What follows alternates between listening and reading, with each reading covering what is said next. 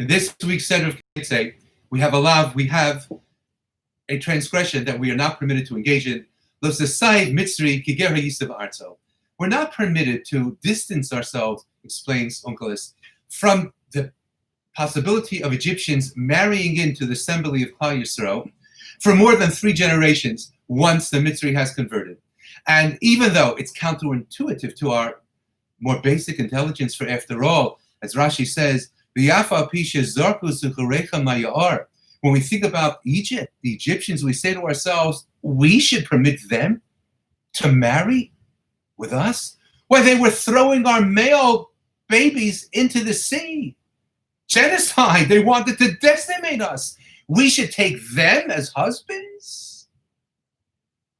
And the answer is provided by the Psukim that you're not supposed to think like that. And you are supposed to permit them after 3 generations. Why? Because as Rashi explains,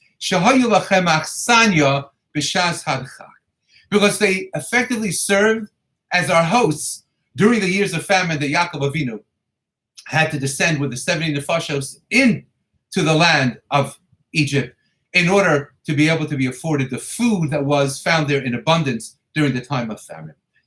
And even though it's true that ultimately they did what they did to our nation, and they tried effectively not only to enslave us and subjugate us, but to effectively render us unable to continue our race by throwing the male-born babies into the sea. But nonetheless, even though they only provided for us a safe haven and place of refuge, b'shas hadchak, during extenuating circumstances, says the Torah, you are supposed to permit them to marry into your tzibor, into your congregation, after 3 generations. And says Rav Pam, the Rosh Hashiva of Torah Vadas, Sechet Tzadik Levracha, this tells us such an important lesson in life that miyut hatov eino batel b'riboy hara. That even if someone or a nation acted so unkindly to us in such heinous form, we are never ever to forget the mir hatov, the smaller amount of good that we benefited as well. And I thought to myself, isn't this what we do all the time in our kitchens when we call the Rav and we explain that there was a mix-up between melachix and fleishix? Melachix fell into a fleishik pot that was cooking, or the reverse, or we used the wrong vessel, or we used a treif vessel, and we effectively asked the Rav to look at what's in the pot and to effectively look away from the treif or render the non-kosher and impure as non-existent in order for us to be able to embrace the remaining ingredient.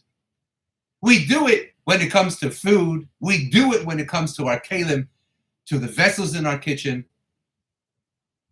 Isn't it something that we should be doing as well during this time of Elul, of course, in our relationships?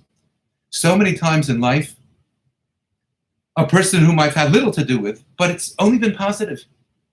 And then something negative occurs, an unkind word, an unspoken word that I really needed or that I expected. And we do away with the relationships. And if it's true, in our relationships would have just miyat hatov and perhaps miyat hara, what about relationships that we've cultivated over endless number of years with friends, with loved ones, siblings and children and parents, and what about spouses? Where an unkind word could be spoken, or an untoward action could be performed. But there's so much good in that relationship, in that history. And yet what do we do as human beings? More often than not, or so often, we focus upon the moment of pain, the moment of expectation that went unrealized, the moment of dissatisfaction. And we so easily forget that miyud hatov eino batel b'riboy hara, that no positive thing ever occurring in our life should be permitted to disappear from our memories. Isn't that exactly what we do when we turn to Ribono Shel Olam from the beginning of Elul through Yom Kippurim? when we say to him, Oy vavoy, we know how many things we fail to do, and we know how many things we have to klap our chait for, and we know how many things we should have done, and we know how many things we should not have done. But Ribono Shel Olam, please remember that miyat hatov, eino botel, should never be rendered ano b'ribui hara, in the greater largesse of inactions or actions that were not positive that I've been responsible for. That's what we do to Ribono Shel Olam. We should take a lesson from our relationships with the Egyptians. Lo sesaiv mitzri ki ger ha'yisa ve'artzo. And we need to apply it in our relationships between ourselves. And when we do that, it'll be that much more favorable to approach HaKadosh Baruch Hu and ask him to do the same for us during these Yimei HaTshuva. Have a wonderful Shabbos.